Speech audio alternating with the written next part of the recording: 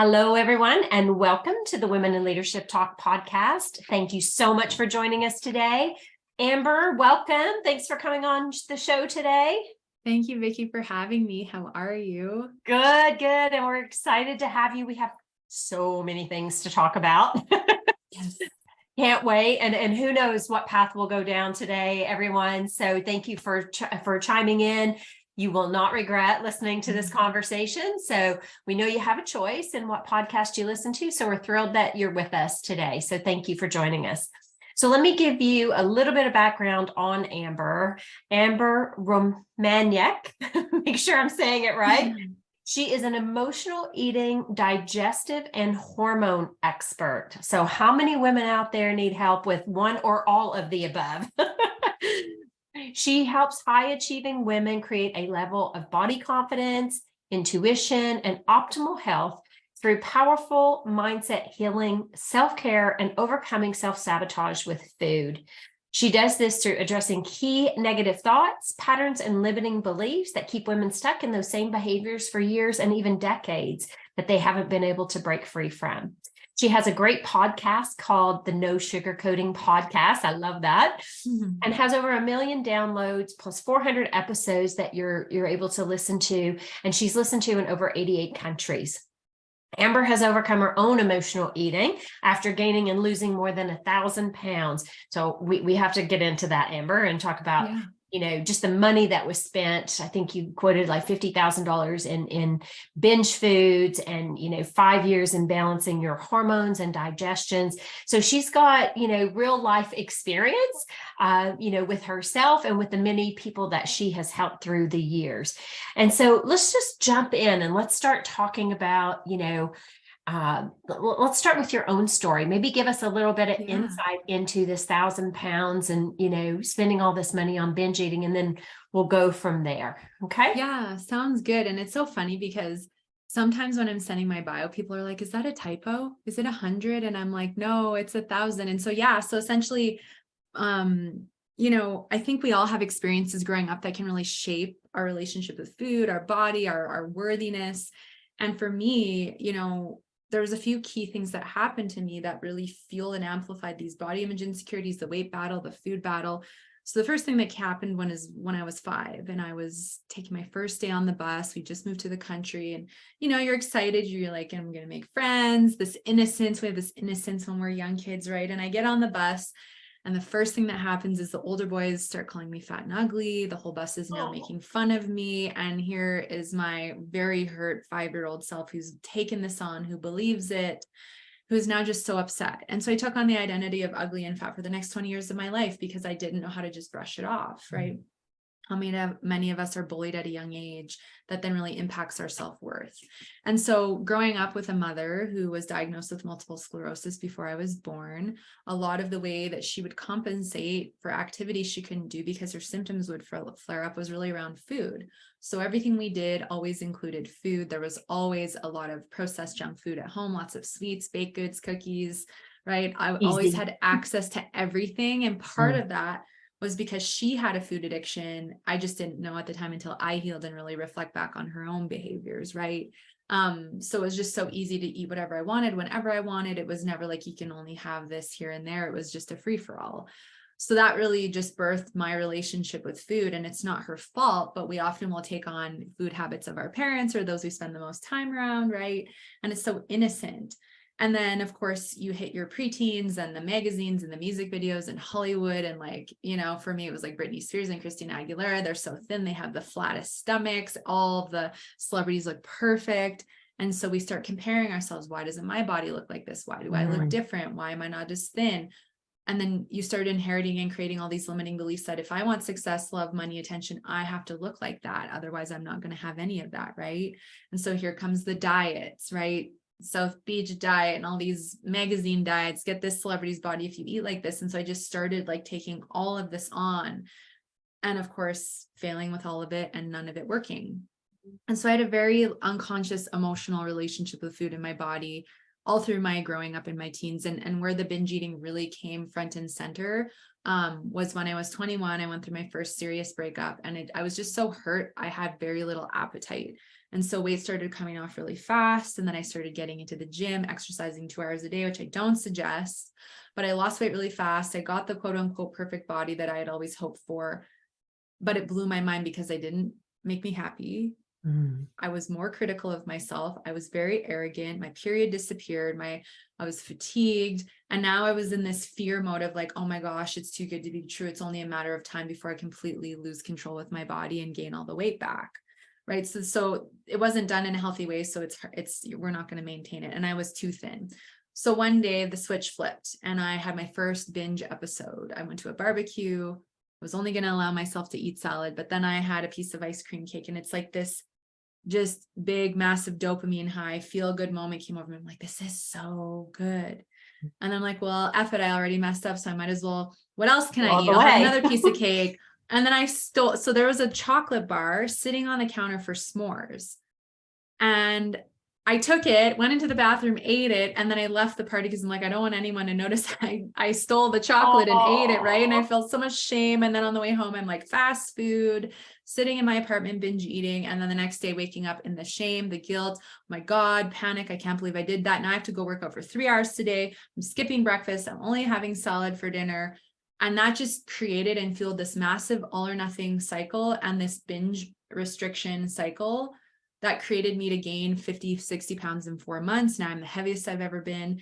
And then the next couple of years, I was just so immersed in binge eating. And for me, binge eating looked like eating until I was so full I was sick, and going through a period of 6 months where I binged and purged. And then I was able to get out of that, but it was a full-blown food addiction. And we can talk about the differences if you want between emotional eating, binging, and food addiction, because there are differences. Yeah, I think we need to get there. Yeah, but I went through all of that.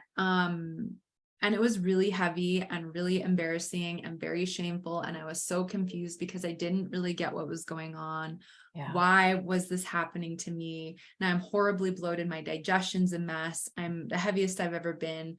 Right. I have a crappy retail job. I'm broke. My bank account's always in the red. I'm alone. I'm isolating because I have a fear of people seeing me and noticing I've gained weight. Like there's just so much shame and despair. Honestly, it was a very heavy time emotionally. And I think one of the things that kept me stuck, because people always say, well, what was the change moment? Yeah.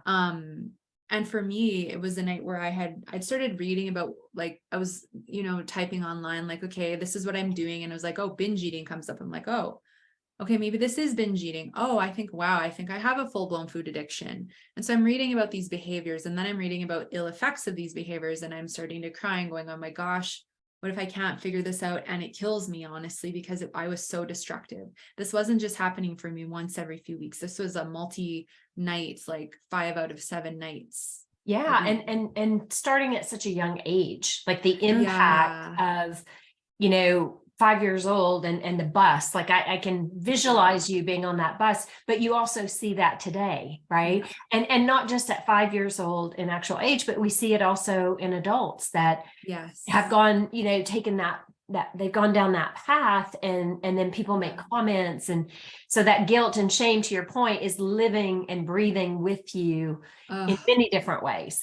It is. And it keeps coming up and getting triggered every time we go to certain places or see certain people or hear certain music, even, or there's certain foods around, like all these old memories get triggered, and then we feel all of it come up. And so it's not just, you can't avoid it. And that's why when I had my low point moment where I'd finished the binge, I was like crying on the couch thinking, I don't know if I'm going to make 30 if I keep in this behavior, because it was so destructive and I don't know what to do. And I'd been afraid to try and deal with it. And I was actually in a denial. And I think this is really important to acknowledge. My ego mind, the voice that was trying to convince me it's not really that big of a deal. Food's your friend. It tastes really good. It makes you feel good. Why would you want to throw that out the window? You've already let go of so many other things. Why would you want to let that go? It's your crutch, your safety blanket. You need it. Who would I be if I wasn't using food to cope? Sure. How scary, right? How scary would it be to feel my emotions and actually face them? How scary would it be to not be in the weight loss, scale, diet, vicious cycle? it's scary when we have these comfort zones, even though they're causing suffering, to want to change, because we're so used to, oh, I'll just try that diet. I'll try that quick fix. I'll try that supplement that promises weight loss. We're used to being marketed that way. We're not marketed to our soul in a way that's like, what if you actually address the roots, right? Yeah. So it's scary. It's daunting. You're like, I'm overwhelmed. I don't even know where to start. So we just stay stuck.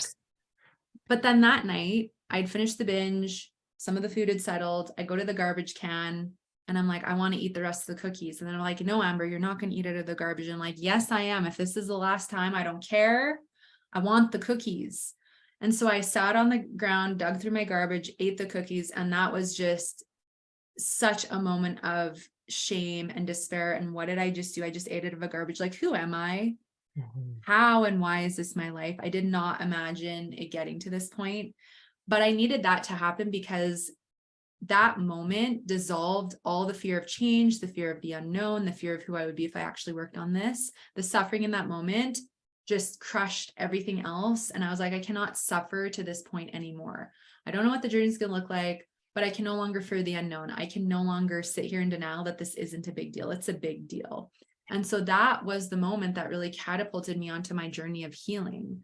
So I'll pause there because there's so much, but yeah, that's huge. I mean, and something I just wrote down there is, something I will say oftentimes to clients is, is the pain of staying the same greater than the pain of the change, right? And it sounds like that's where you got to, like, do I stay here? Do I go? Like, what am I doing? And thank you for sharing that, because, I know it's, you tell this story and you share with people to help them understand that, we go through this, but I mean, that's such a hard thing to even sit back and look at, right? The shame, the guilt, all of those emotions that come with it. But I love, most importantly, what you said about, it was time to really look at what the deep root problem was, right? Because that's the camouflage. Totally. And maybe, Amber, just before we get into too many questions, let's talk about those differences between emotional eating, binge eating, and, how do you know, right? Because sometimes we don't even recognize that that's what we're doing. Totally. You're right. And I think awareness around what each behavior is important. So to me, I coin emotional eating as any reason for eating other than physical nourishment, right? Because as soon as we're doing that, we're using it as a coping, a crutch, a safety blanket, a means to distract, numb, or block us from feeling or connecting with ourselves in some way. We're using it to check out of our reality, right? Because there's too much stress or whatever's going on. Now, each level of emotional eating severity is going to be different for everyone. For some women, they get stressed and they eat 2 pieces of chocolate. For some, they eat 2 chocolate bars. Like it's going to vary, in the volume you're eating. And so with emotional eating, I find it can be a small amount of food. It can be larger as well, but you're eating because you're bored, you're angry, you're sad. It can be because you're in celebration and happy, but then you lose control and overdo it. Emotional eating can occur because you have one little something and then you're like, well, screw it, I've messed the day up, right? Yeah, so now just it's go a free for for it. all. That all or nothing kicks in, right? Yeah. You can get on the scale and not like the number you see that day, and that can trigger emotional eating. To me, emotional eating, because you'll appreciate this, is also the multitasking in eating, the multitasking and going, I don't have time to just sit and eat. I've got to get this project done for this person. If I don't get this thing done for this person, they're going to be upset. And I can't stand that. So people pleasing fuels us to not prioritize our needs, and the unworthiness fuels us to not prioritize our needs. And then if we're not present while we're eating, we don't emotionally or physically satiate ourselves. And then where's the snacks? That wasn't enough. What else can I have? And that fuels emotional eating, right? So to me, acts like that, because they're coming from the space of insecurity and I don't feel good enough and I don't have time for myself, that is emotional eating as well, right? Okay. So there's all kinds of different behaviors and thoughts like that. Hormone imbalances, gut issues, cravings, blood sugar issues can all fuel emotional eating. So now where we start to get more into binge eating is now I'm getting into a complete loss of control. It's not that I'm just eating a few little things, right? And then feel guilty. I'm eating until I'm so full I'm sick or getting sick. I am eating one cookie and going, well, now I've got to eat the whole box of cookies because this needs to be out of the house today and I don't want to waste the food. So I'm just going to have it all. Or the mentality of, well, if my diet starts tomorrow, I better get this all in today. So it's really I've heard that. right? I've said that. right? Yeah. So that all or nothing, very extreme, like I've got to get it all in today because tomorrow, blah, blah, blah. Right. So that's a lot of the dialogue, but it's full loss of control. So binge eating, it's just like binge watching TV. It's the same kind of thing. It's like this over consumption. Right. And then we feel so bloated and sick and guilty afterward. And then food addiction is really this complete obsession and asphyxiation around food in your body for most of your day. Most of your thoughts are consumed with, I can't eat this. I shouldn't eat this. I've got to have willpower today. I've got to make sure I stay on track today. I've got to make sure I stay on my macros, my diet today. I can't have this later when we go to that party. Like I'm only going to eat this. Like you're planning ahead to try and have control. You're in this restrictive mentality with yourself, or then it's going way the other way. And you're like, oh my gosh, it's been such a stressful day. Today, I'm just giving in. Like later, I'm going to go to the store. I'm going to get ice cream. I'm going to get cookies. I'm going to get chips. I'm going to stop at the drive-thru on the way home. You start obsessing and asphyxiating about what you're going to buy or what you have at home that you're going to binge on, or you're thinking about the donuts in the office and you're going, how can I strategically go and like have a bunch, but make it look like I only took a couple. Like there's all this strategizing and thought, but it's obsessive. It's compulsive. It's very much either I'm in restriction or I'm going, I don't care, and I'm going to have as much as I want. The other part of the food addiction is the diet part, right? So we're really like macros, calorie counting, using calorie apps, right? We're really asphyxiated about our weight, chasing numbers on the scale, chasing numbers with calories, right? So there's this whole obsession and addiction with trying to lose weight and have control with food.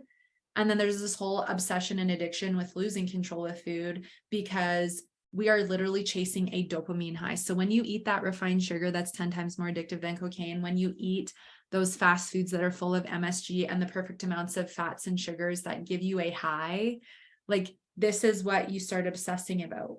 Wow. And this is because we literally have a part of the brain called the hippocampus where we store pleasure memories. And so every time you have a bad day or you get triggered to binge or emotionally eat, and then you eat and you take those first few bites and you feel like, oh, this is so good. I feel so good. Life is amazing, right? You're producing all this dopamine and your brain's, this hippocampus stores this pleasure memory. So next time you're sad, that part of your brain lets up and goes, this is what you do when you feel like this, even though it's not healthy. So Wow. this is what fuel, it's deep, right? It's not, you need willpower. It's got nothing to do with that. No, it doesn't. And, when you were talking about, sugar being like cocaine, right? Like it is crazy addictive. Yet we don't talk about that in the, No. the FDA or the, No. Food Health Canada. Like we don't talk about, how addictive it is, how the obesity rates have risen, like, and it's all the chemicals, all the things that we're putting into our bodies. Yeah. So what do you do? Okay. So you potentially might binge, you might have food addictions, you might emotionally eat. I mean, we all do it. Like you named off several things. I'm going, oh, yep, I've done that. Oh yeah. Okay. Yep. I've done that. So usually that is a coping mechanism. Yes. So how do you replace, like, what are some of the things that you can do to start to replace that thinking? Yeah. And I'll just say this, I'll use myself as an example, right? I am full menopause and I feel like every time I look in the mirror, a pound comes on and I go, but I'm not eating anymore. I'm actually eating less, but my body's changing. Right. And to your point, so I might say, oh, sure, fine. Then, instead of having that salad, I might have, I don't know, a burger or whatever. Like, how do you start to replace those coping mechanisms? Yeah. So there's a few layers to this. So the first one is, I think it's really important to start to build awareness around what our triggers are. Yeah. So is it weight? Is it body image? Is it hormone fluctuations? Because what your triggers are trying to actually show, they're teachers, they're guides. Any emotional or binge trigger is trying to show you where something is out of alignment within you emotionally, physically, energetically, mentally, or spiritually.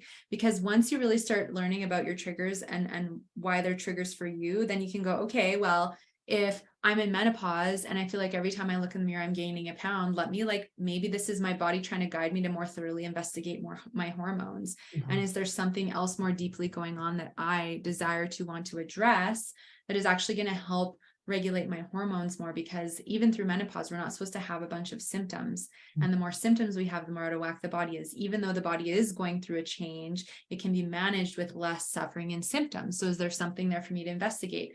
Do I have a lot of inflammation in my body that's making it easier for me to retain water through this transition? Right. So these are just like little things we start digging into. Same with, say dehydration is an emotional eating trigger, because when you're dehydrated, you crave food. And your body's hoping you're going to eat water-rich foods like cucumber and watermelon, but we don't pick those kinds of things. So what if that trigger teaches you aren't drinking enough water, and then you start working on that, right? The trigger around all or nothing, where it's like, oh, I just had one, so now the day is ruined. No, the trigger wants to teach you balance, and how do you start to build balance with your relationship with food? So can you take a piece of paper or a journal, and can you start writing down what triggers you after it happens? Take a few minutes. Feel whatever you need to feel about the trigger, and then go, okay, can I forgive myself? Let me start understanding this. So I think that's the first step, is starting to build awareness around your triggers, because different triggers are going to desire different means of coping, right? Swapping coping. And of course, it's not necessarily just about having a coping mechanism. It is about going, okay, if I'm in an all or nothing mentality, I want to learn how to heal that and rewire my brain to be in more of a balanced mentality, right?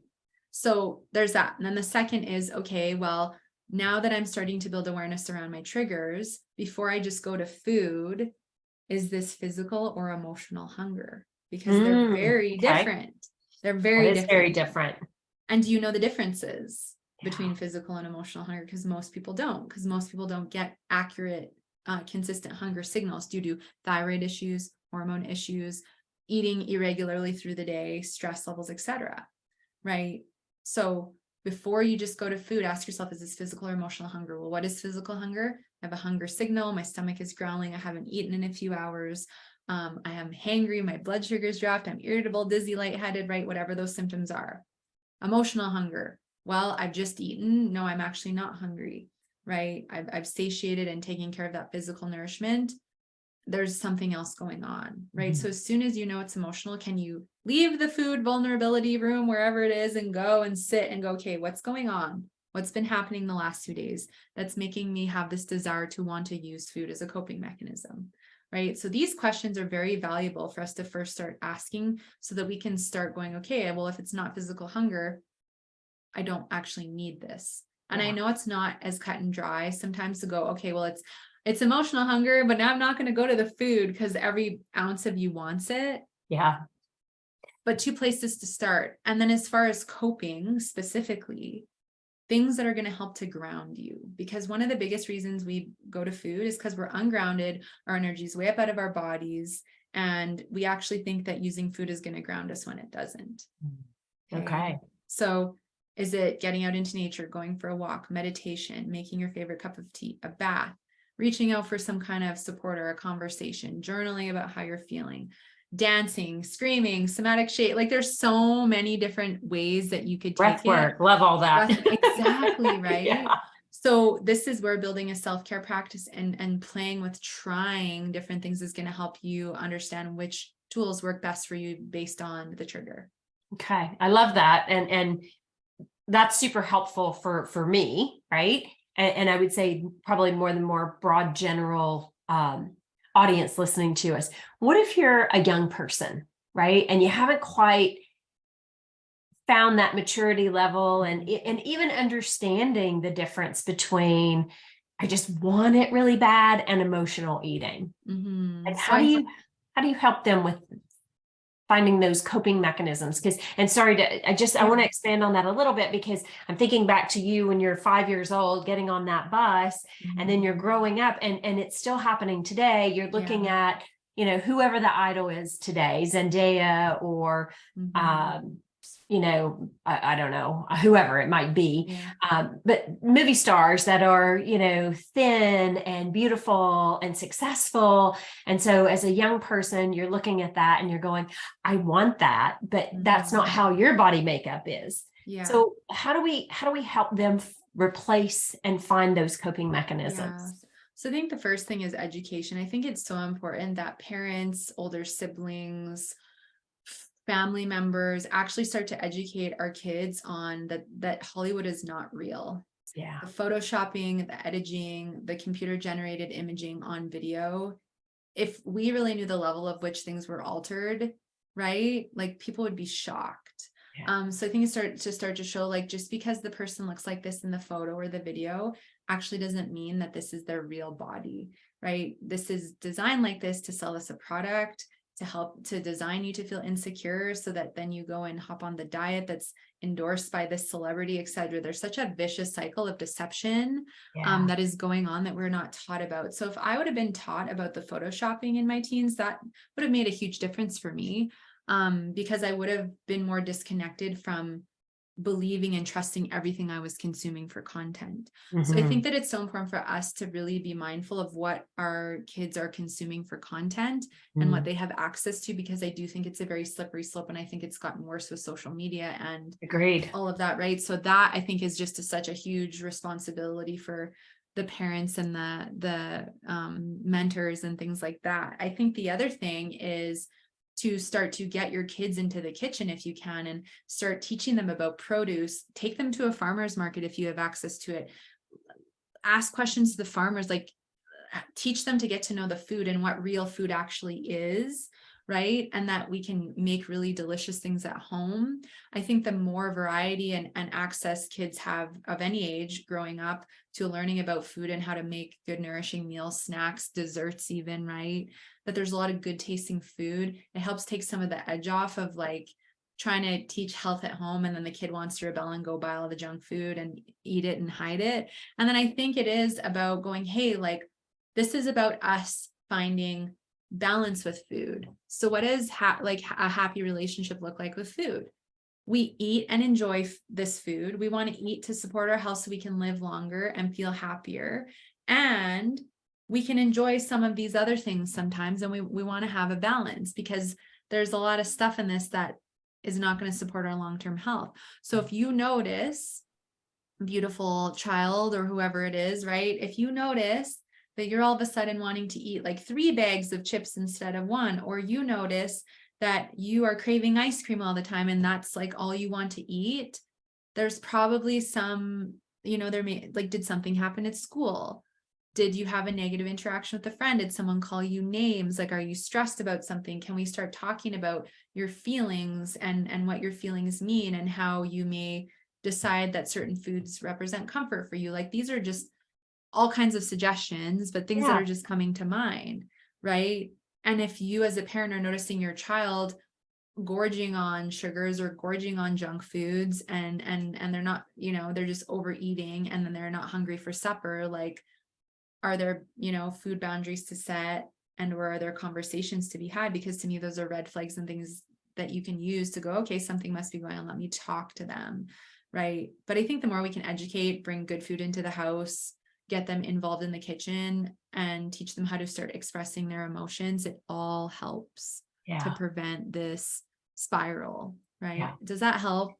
Absolutely. Absolutely. And, I see it a lot now, especially with kids. And you're right. Social media has such an influence, both positively and negatively. Yeah. I think about some of the people my daughter follows on social media, and, they've been, I would say they have been reinforcing a lot of the messages that I have been sharing. And so she's actually probably better at it than I am now, because she'll say, Mom, did you look at how many ingredients was on that label? Right. And just, a classic example is oat milk, right? You think, oh yeah, oat milk's a better alternative. Well, then you look at the label and there's like really bad stuff in it. Yeah. And I had to really search to find an oat milk that had like 3 ingredients. Yeah. Right.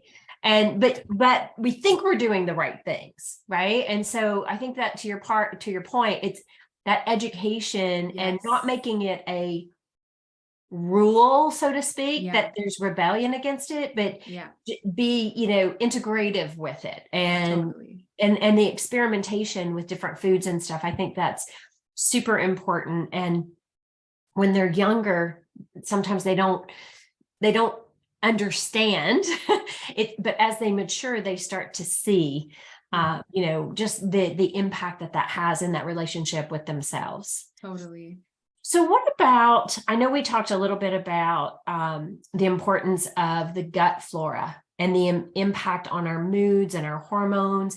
Maybe just share, what happens and how we can start to better balance that aspect. Yeah. So with gut flora, we actually have a colony of like hundreds of kinds of bacteria living in our large intestine, and through antibiotic use, alcohol, sugar consumption, stress, and other toxins and medications, which all of us have been exposed to in one way or another, it can easily throw the gut flora off. And then we end up with a whole swarm of unhealthy gut bacteria and very little to no good. And this fuels symptoms like brain fog, low energy, low libido, irregular cycles, PMS and menopause symptoms, weight gain, retention, all kinds of sugar cravings, things that are not fun. And so what continues to fuel this is things like emotional binge and food addiction, right? Like if we're in these behaviors, we're constantly feeding that unhealthy bacteria. And the more out of whack it becomes, the more inflamed the body. So puffy, retention, feels like your clothes keep fitting tighter, your face feels puffy, right? You have more pain, more discomfort. Any current symptoms are amplified, essentially. Redness, swelling, eczema, psoriasis, skin breakouts. This is all tied to gut flora and hormone health. So the more out of whack the gut flora gets, the more it negatively impacts the hormones. And so the more inflammation in the body, the more it can suppress the thyroid. And I see so many women with hypothyroid, which is underactive. It's more sluggish. So you're gaining weight more easily, hair loss, eyebrow thinning, cold hands and feet, low energy in the morning. You lack an appetite signal. So this is actually one of the reasons I see women that are like, I don't know what hungry feels like, because their thyroid is so out of whack and they haven't been able to get the testing, or the doctor is like, oh, everything's fine. And the ranges to me are far too big. So there's the thyroid component that gut flora can negatively impact if it's really off. It negatively impacts things like our cortisol, which is our stress hormone. The more inflammation we have, the more of a stress response in the body, and cortisol is our stress hormone. So we just keep producing more and more and more of it. And that can negatively impact the thyroid and then make our digestion more sensitive. Because the more stressed we are from our cortisol being high, the more sensitive our gut. So it can constantly feel like I have to cut out more foods. Everything I eat, I'm sensitive to. And it's not that cutting out more foods is going to help. It's actually about dealing with the stress, the hormone imbalances, the gut flora issue, and then looking at what's my relationship like with body and food. Wow. You just said a lot of incredible things there. And so, okay, just on the thyroid. Okay, I'll just start with that piece. So you go to your doctor says, yep, you're within range, everything's fine. How can you tell whether you're out of whack? Yeah, so it's the symptoms, and it's also, I think, having a more holistic view of what range is actually normal and versus the range given, because they keep making it bigger and it's not helping anyone out. So do you have hair loss? Do you have eyebrow thinning? Do you have cold hands and feet regularly? Do you lack having a hunger signal? Are you gaining weight easily? Do you have heavy fatigue in the morning? Do you have irregular cycles?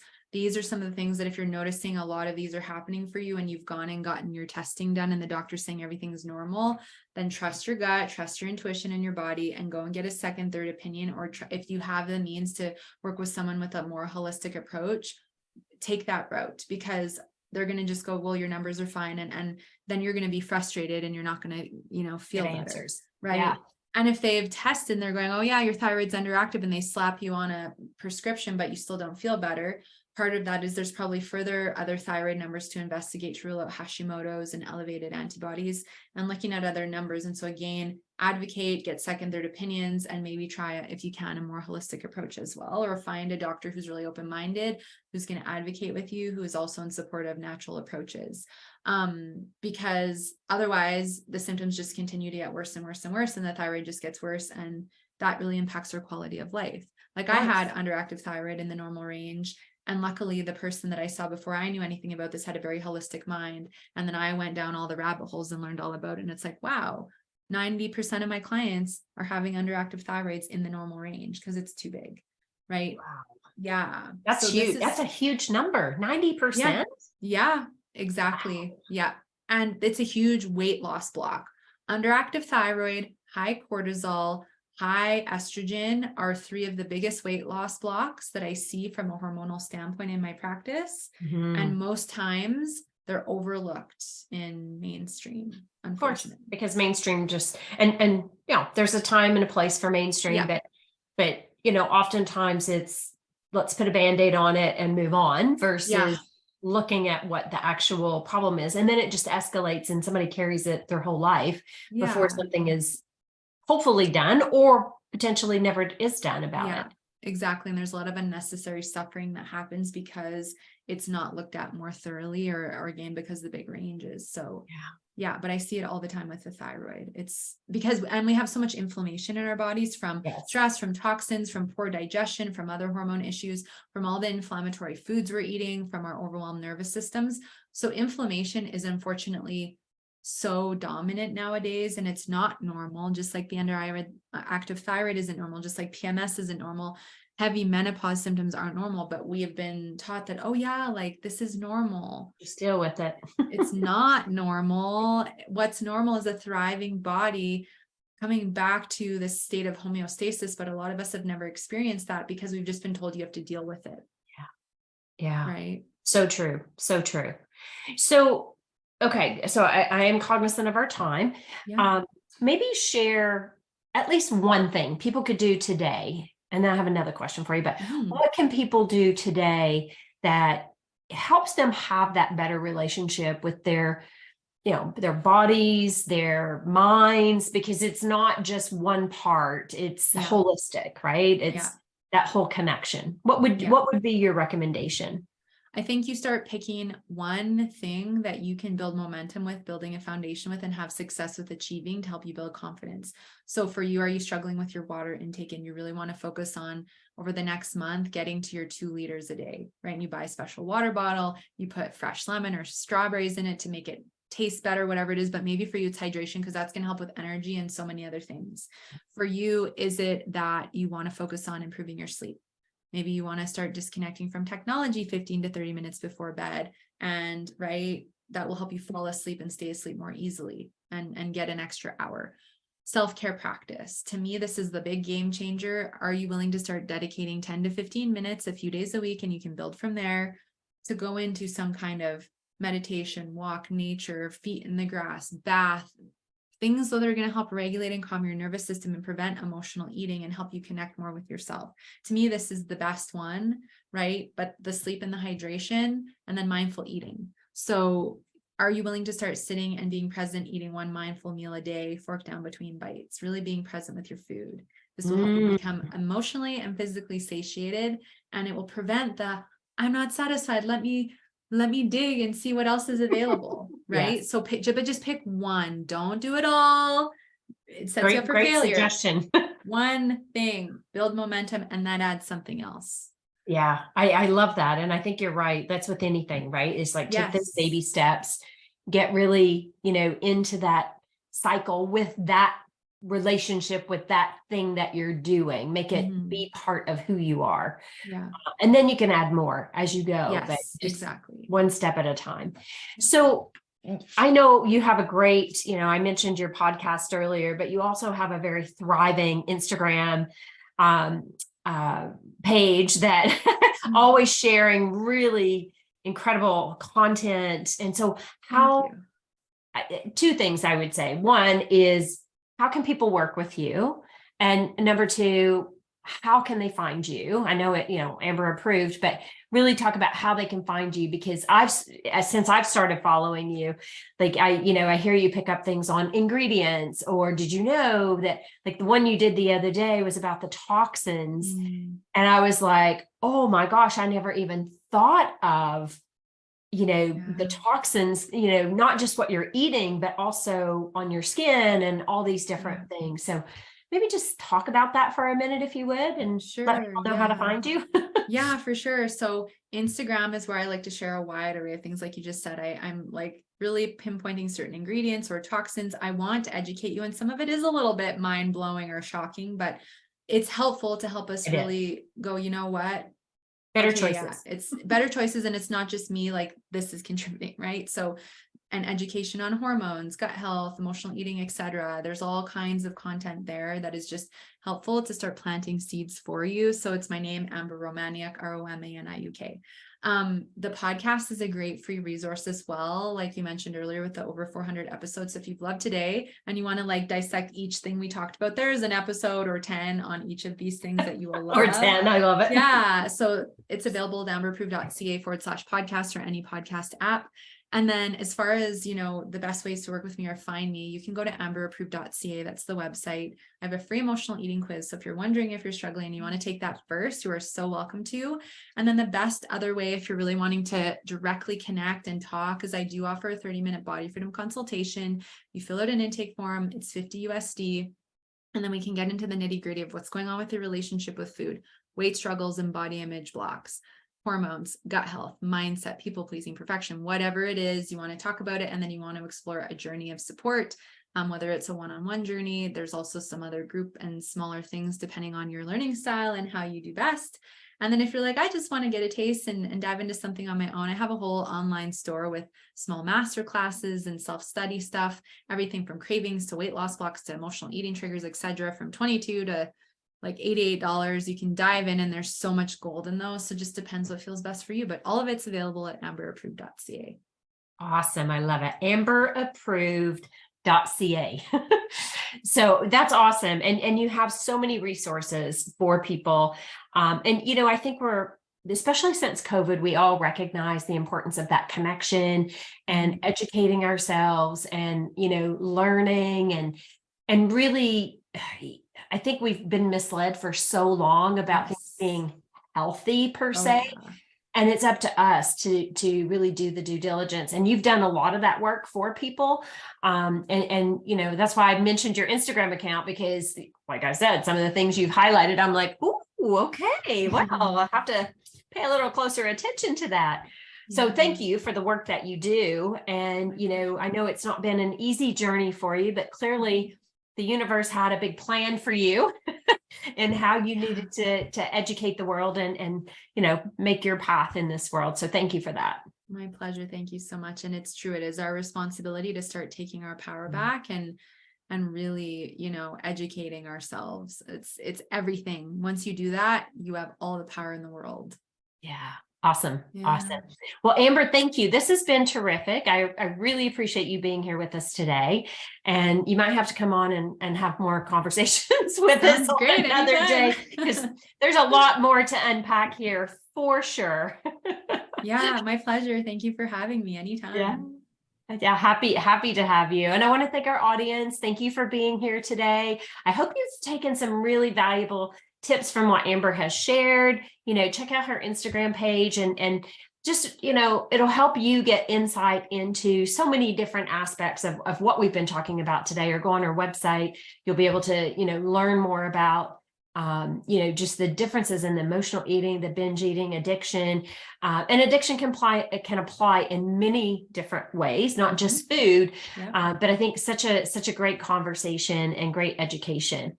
And, you know, if you're interested in how you're leading your life, we have a free leadership quiz on willempowered.com. That's Will with one L. And go on and let us know what that looks like for you. What were your results? You know, what does your confidence say about you? And we're here to support and answer questions. So, you know, feel free to reach out and let us know how we can help. So, Amber, thank you again. Audience, thank you. We look forward to seeing you on our next Will Talk podcast and wishing everyone a fabulous day.